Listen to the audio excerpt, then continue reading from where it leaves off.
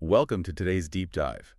If you've ever found yourself curious about the foundational logic behind some of the world's most influential beliefs, you are in exactly the right place. Yeah, we have a really fascinating stack of course material to get through today. We really do. We're looking at an excerpt from a book by Geisler and Turek. It presents this highly rigorous uh, historical and theological examination of the identity of Jesus of Nazareth. Right, and specifically, the material tackles this massive question, the argument of whether he was literally God or simply a great moral teacher. But before we jump into the mechanics of that argument, let's establish the boundaries of our deep dive today. Good idea. We are dealing with an incredibly complex theological and historical text here, so I want to make it explicitly clear to you, the listener, that we are not taking sides or endorsing the religious viewpoints presented here. Right, absolutely not. Our mission is purely objective. We are just here to unpack, synthesize, and report on the fascinating historical claims, the logical frameworks, and the architecture of the arguments contained in this original text. Exactly. The goal is to take a dense theological argument and distill it down into clear, memorable insights for you, bypassing all that information overload that usually accompanies this kind of reading. Okay, let's unpack this Let's do it. by starting with a narrative hook that really grounds the entire argument. It begins in early 1966 with a guy named Barry Leventhal. Right, and at this point, Barry is basically on top of the world. He is. He's the offensive captain of the UCLA football team. They literally just won their first ever Rose Bowl championship. And he's also a highly prominent Jewish fraternity athlete. So he is a man experiencing peak worldly success. He's completely secure in his cultural identity, his community. He has absolutely no reason to question his worldview. None at all. No. But that security gets challenged when his best friend Kent becomes a Christian. Yeah, Kent casually mentions that he thanks God for the Jews because they brought the Messiah into the world. And Barry is completely baffled by this. Soon after that, Kent introduces Barry to a campus leader named Hal. They end up sitting in this crowded student lounge, and Hal starts walking through all these ancient Old Testament predictions that he claims were fulfilled by Jesus. Which naturally causes a visceral reaction from Barry. Oh, fiercely. He accuses Hal of using a trick Bible. He literally shouts at him, accusing Christians of taking New Testament stories and just rewriting them into their edition of the Old Testament to fool Jewish people. It's a dramatic moment, but I mean, you can understand the psychology there. Totally. When confronted with texts that seemingly upend his entire religious framework, his immediate defense mechanism is just to assume forgery. Right. But Hal doesn't argue back. Instead, he challenges Barry to write down the references and go look them up in his own Jewish Bible, the Tanakh. And that leads to the major turning point. Yeah, that night, Barry is feeling really unsettled. So he dusts off his own Bar Mitzvah Tanakh. This is a book he hadn't opened since he was 13 years old. He opens it up, fully expecting to expose the forgery. Exactly. But instead, he is shocked to find that every single prediction Hal had referenced was sitting right there in his own Bible. The material notes Barry's immediate panicked thought was that he was in deep trouble and that Jesus really might be the Messiah. It's a powerful realization. It is. Now, why are we starting with this story? Why does this matter to you listening? Because it brilliantly sets up the core premise of the entire argument we are exploring today. Right. The evidence for Jesus' identity, according to this framework, isn't just based on the events of his life. No, it is deeply rooted in ancient texts that predate his existence by centuries. And the specific text Barry was grappling with the most is Isaiah chapter 53. This is the really famous prophecy of the suffering servant. Barry actually went to his local rabbi for help with this passage, because reading it out of his own Tanakh, the parallels were startling. They really are. The text describes a servant with no beauty or majesty to attract anyone to him. He is despised and rejected. He is pierced for transgressions, crushed for iniquities. Led like a lamb to the slaughter. Yes, completely silent, and ultimately it says he will justify many by bearing their sins. The imagery is just visceral. What's fascinating here is the archaeological backing used to validate the timeline of these prophecies. Because, it is one thing to read a text. It is another to prove when it was written. Exactly. The source brings in the great Isaiah scroll, which was found among the Dead Sea Scrolls. Oh, right. Those scrolls were preserved by the Essenes. They were this strict, ascetic Jewish sect living out in the desert who obsessed over preserving sacred texts. Through modern dating methods, that specific scroll is definitively dated to around 100 BC. Which utterly destroys the trick Bible theory. Completely. It proves beyond a shadow of a doubt that these incredibly specific prophecies predate the life of Jesus. They could not have been retroactively altered by later Christians trying to manufacture a Messiah. But the material does present the historical counterargument fairly, right? It does. Barry's rabbi essentially dismissed it by saying their tradition simply doesn't believe in Jesus. But there is a much more formal theological rebuttal introduced by an 11th century rabbinical scholar named Rashi. Right. Rashi proposed a very different interpretation of Isaiah 53. He argued that the suffering servant doesn't represent a single coming individual. Instead, the servant is a metaphor for the entire nation of Israel suffering collectively among the nations. The text then systematically dismantles Rashi's view, and the logic is pretty compelling. Walk us through it. First, the servant in Isaiah 53 is explicitly described as sinless. Anyone familiar with the Old Testament knows it constantly highlights Israel's sins. That was the entire point of their sacrificial system, and the prophets were constantly warning them to turn back to God. Yeah, and the historical record of Israel is certainly not one of a silent lamb submitting to its enemies without resistance either. That completely contradicts the imagery of the servant who doesn't open his mouth. Then there's the philosophical issue of the death itself. The suffering servant dies as a substitutionary atonement. Let's pause on that term, because substitutionary atonement carries a massive amount of theological weight. It does. It is the idea that an innocent party steps in to absorb the penalty for the wrongs committed by the guilty party. And the argument here is that nations are punished for their own sins, not the sins of others. Nobody is spiritually redeemed because the nation of Israel suffers politically or militarily. Right, the metaphor just breaks down when applied to a collective nation rather than an innocent individual. Exactly. So having established that Isaiah 53 points to an individual, the material moves into a concept it calls the bullseye of prophecy. This is essentially a shrinking circle of statistical probability. Imagine a literal target. The claim is that Jesus is the absolute only person in all of human history to meet an incredibly restrictive set of criteria. The list is wild. He had to be from the seed of a woman, the seed of Abraham, the tribe of Judah, and the specific royal line of King David. He had to be born in Bethlehem. He had to visit the Jewish temple. And there's a timeline constraint, too. Right. Based on a very complex prophecy about sevens in the book of Daniel. He had to die specifically in the year 33 AD, right before the temple was destroyed. And finally, he had to rise from the dead. It is a remarkable list of constraints. Naturally, skeptics raise objections to how some of these ancient texts are interpreted as prophecies in the first place. Like Psalm 22. Exactly. Take Psalm 22, for example. That psalm contains the line, "They have pierced my hands and my feet," and mentions enemies dividing up his garments. Skeptics argue that King David, who authored the psalm, was merely writing poetic lamentations about his own struggles. That he wasn't predicting a future Roman crucifixion. Right, especially since crucifixion as a method of execution hadn't even been invented in David's time. Trying to make sense of scattered verses like Psalm 22 or Isaiah 53 can definitely feel disjointed.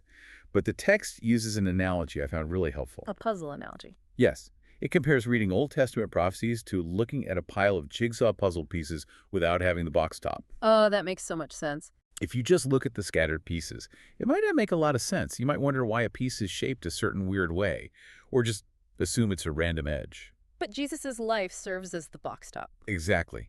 Once you see his life, you suddenly realize how all those ancient, seemingly disjointed puzzle pieces were meticulously designed to interlock perfectly all along. It's a really elegant way to frame the relationship between the two testaments. But, fulfilling ancient prophecies is only one side of the coin. Right. The other side, which requires just as much scrutiny, centers on the things Jesus actually said and did during his life. Did the historical Jesus actually claim to be God? That is the ultimate question here. The text points to his trial before the high priest, Caiaphas, as a very direct claim. Caiaphas asks him point blank, "Are you the Christ, the Son of the Blessed One?" And Jesus simply says, "I am." And then he quotes the prophet Daniel, saying, "They will see the Son of Man sitting at the right hand of the Mighty One and coming on the clouds of heaven." The reaction of the high priest tells us everything we need to know about how that was interpreted in the moment. He tears his clothes. Right, and declares it blasphemy. But there is an even more profound grammatical moment in the Gospel of John, chapter 8, that the material highlights. This one is fascinating. Jesus is in this tense debate with the religious leaders, and he tells them, "Before Abraham was born, I am." Grammatically, mixing past and present tense like that sounds like terrible English. But he wasn't failing a grammar test. He was making a massive theological declaration. He was directly quoting the self-existent name that God gave to Moses at the burning bush in the book of Exodus. When Moses asked God for his name, God said, I am, WHO, I am. Wow. So by saying, before Abraham was born, I am, Jesus was claiming to be that eternal, self-existent entity outside of time. The definitive proof that his first-century Jewish audience understood the magnitude of that claim is their immediate reaction. They picked up stones to execute him right then and there. Exactly. But he didn't just rely on direct statements either. The argument outlines how he constantly acted the part of God. He went around forgiving people's sins. Which the religious scribes rightly noted that only God can do. Right, because if you wrong me, I can forgive you. But I can't forgive you for wronging someone else. Unless you are the ultimate judge of all morality. Spot on. He also claimed titles like the Good Shepherd, the Light of the World, and the Judge, all of which were reserved exclusively for God in the Old Testament. He also structurally placed himself in the role of God within his own teachings. Think about parables where God is traditionally represented as the landowner dispensing grace, or the forgiving father welcoming home a rebel. Jesus cast himself in those exact roles. Yes, and we can't ignore the worship aspect. Both the Old and New Testaments strictly forbid worshiping anyone other than God. Angels refuse it, prophets refuse it. Yet, Jesus accepted worship on multiple recorded occasions. Right. His disciple Thomas literally looked at him and said, "My Lord and my God," and Jesus didn't correct him, he commended him. Which brings us to a crucial logical crossroads. If a historical figure is making these kinds of unprecedented claims and accepting divine worship, how are we supposed to categorize him? It's a serious dilemma. Here's where it gets really interesting. The material introduces a logical framework originally formulated by the writer C.S. Lewis. The argument is that you cannot simply call Jesus a great moral teacher and politely move on. The logic just doesn't allow for it. Think about the implications. If your neighbor started walking around your neighborhood claiming to forgive people's sins, claiming to be the self-existent eternal being who created the universe, and claiming to be the sole path to salvation, You wouldn't think, wow, what a wonderful moral philosopher. you would think he was out of his mind. This is known as the trilemma. The framework breaks down the three logical options available when someone makes these kinds of claims. They must either be a liar, a lunatic, or the Lord. Let's actually unpack those options. Could he have simply been lying? Well, the material argues that a deliberate deception completely contradicts the historical facts of his life. He taught what is widely considered the highest standard of ethics known to humanity. It defies logic that a man teaching profound, self-sacrificial moral truths was simultaneously executing a massive, lifelong, egotistical deception. Beyond that, people might lie to gain power or wealth, but they generally don't willingly submit to a brutal execution for something they secretly know is a hoax. Fair point. So if he wasn't lying, maybe he genuinely thought he was God, but was horribly mistaken. That would put him in the lunatic category. But the text argues that the psychological profile doesn't fit a lunatic either. People suffering from delusions of grandeur on that scale do not speak the profound, cohesive, and grounded truth that he spoke. Even his harshest critics and worst enemies admitted he was a man of supreme integrity who debated with incredible intellect and composure. He just didn't behave like a madman. Following the logic of the trilemma, if he isn't a liar and he isn't a lunatic, the only remaining rational option is that he is Lord. To solidify that conclusion, the argument presents three unparalleled proofs of his deity that demand serious consideration. We really need to give these proofs some breathing room because they form the absolute bedrock of the historical argument. The first proof is the fulfillment of those highly specific Messianic prophecies we discussed earlier, written centuries before his birth. Right. And the second proof is living an entirely sinless life. The material points out that even the Roman governor Pilate, after a thorough investigation and interrogation, found him completely innocent of any wrongdoing. He actually challenged his own enemies to convict him of a single sin, and they couldn't. And the third, and most critical proof, is predicting his own violent death and then successfully accomplishing his own resurrection from the dead. That is the ultimate validation of authority. This raises an important question. Oh, definitely. And it's one I know a lot of people think about. If he really was the divine architect of the universe walking around in human flesh, why wasn't he just more obvious about it from day one? Yeah. Why use confusing parables? Why rely on subtle grammatical claims instead of just tearing open the sky? It's a very natural objection. The material offers several layers of reasoning. The first is political.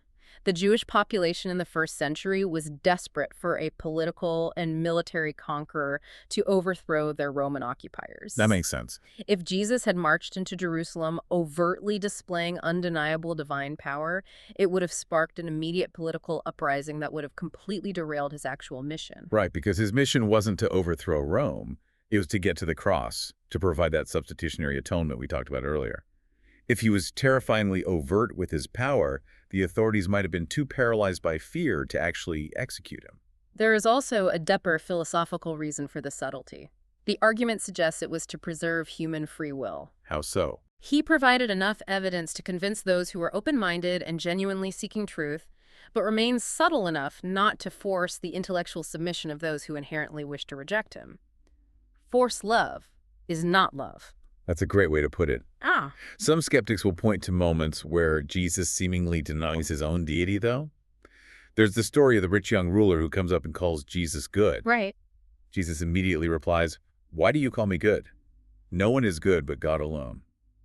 At first glance, that looks like a direct denial. The text argues the exact opposite, actually. By responding that way, Jesus wasn't denying his deity. He was affirming it. Yes. Yeah. He was challenging the man's casual use of language. He was essentially forcing the man to think logically, you just called me good, but only God is good. So do you realize exactly who you are talking to right now? It was an affirmation masked as a question. That brings us to what is arguably the most difficult theological hurdle in this entire discussion: the Trinity. How can Jesus be God, yet say things like, "The Father is greater than I," or admit that he doesn't know the exact hour of his own return? To understand those statements, the material requires a proper understanding of the Trinity. And it is crucial to define what the Trinity is not. It is not three separate gods. Right. It is three distinct persons sharing one single divine nature. Think of the analogy of a triangle. A triangle has three distinct corners, but it is still only one single shape.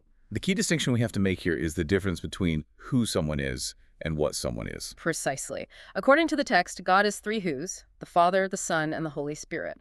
But those three who's exist in one what, which is the divine nature itself. Now let's slow down and apply that specifically to Jesus. This is where we get into the concept of the incarnation, the theological term for God taking on human flesh. Right. Because of the incarnation, Jesus is unique. He is one who, the eternal Son. But he now possesses two whats. He retains his eternal divine nature, but he added a human nature. So when he says he doesn't know the hour of his return, he's speaking entirely from the limitations of his human nature. Exactly. In his divine nature, he knows everything, but in his human nature, he voluntarily limited his own access to that knowledge. And when he says, the Father is greater than I, the argument explains that they are entirely equal in their divine essence. However, Jesus voluntarily subordinated himself in terms of function while on earth. It's no different than an earthly father and son. Both are equally human in essence, but the father holds a higher rank or office in the family structure. If we connect this to the bigger picture, the material argues that the concept of the Trinity isn't just a confusing riddle, it actually solves a massive philosophical problem regarding the nature of God. The New Testament famously declares that God is love. Not just that he's loving, but that his very essence is love.